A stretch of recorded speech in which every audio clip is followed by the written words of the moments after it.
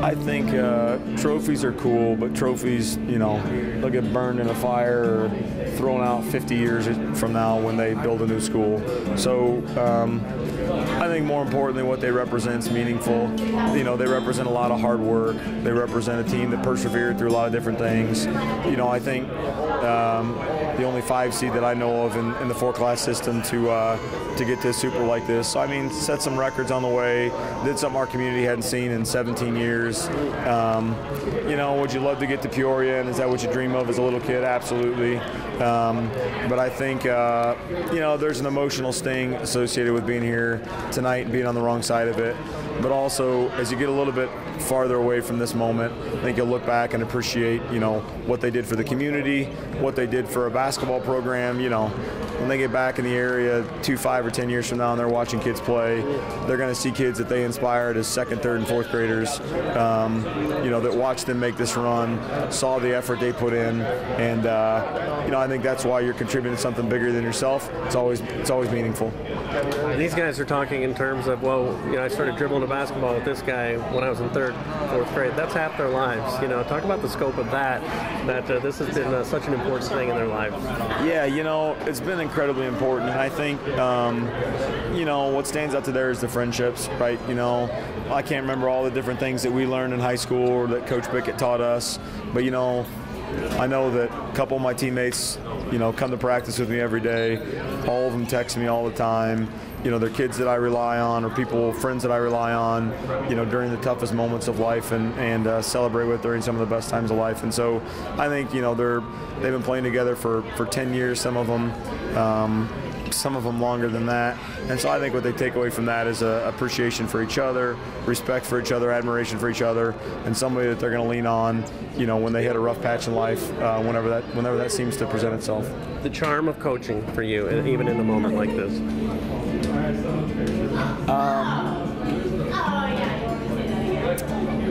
Charm of coaching. I think 2 things. One, I get to bring my kids around. My wife lets them be a part of our program, and you know, I can't think of young men that I would rather my kids spend time with, right? And so the charm of coaching for me a lot has to do with having an environment to raise my kids that I think is wholesome, family-oriented, values things like work ethic, perseverance. I don't know why I'm emotional with that question. I mean,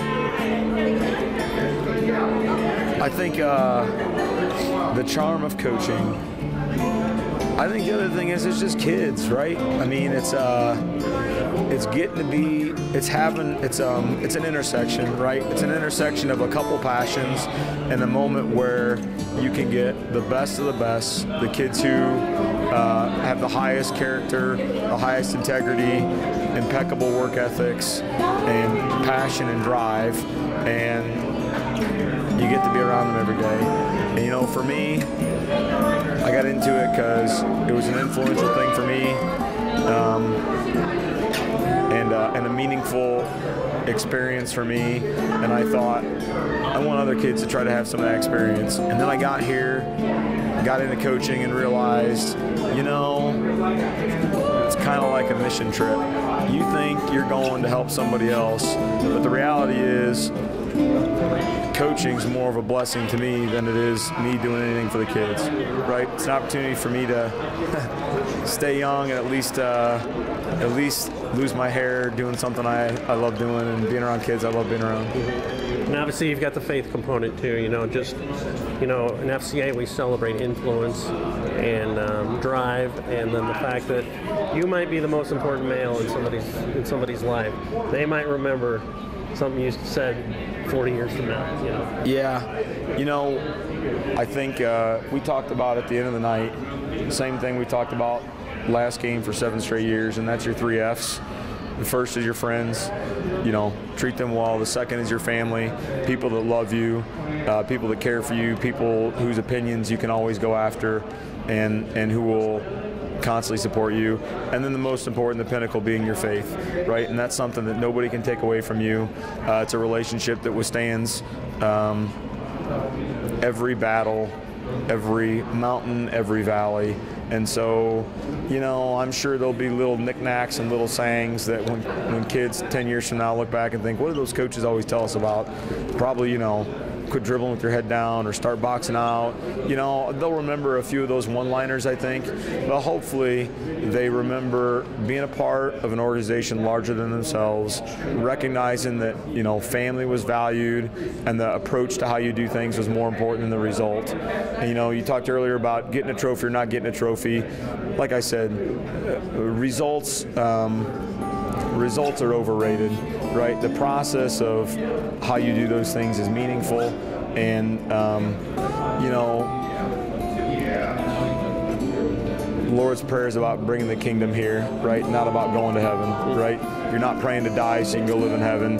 You're praying about bringing the kingdom here. And so I think, you know, the faith component, I hope, is something that shines through, you know, the hoarseness and the hollering from time to time.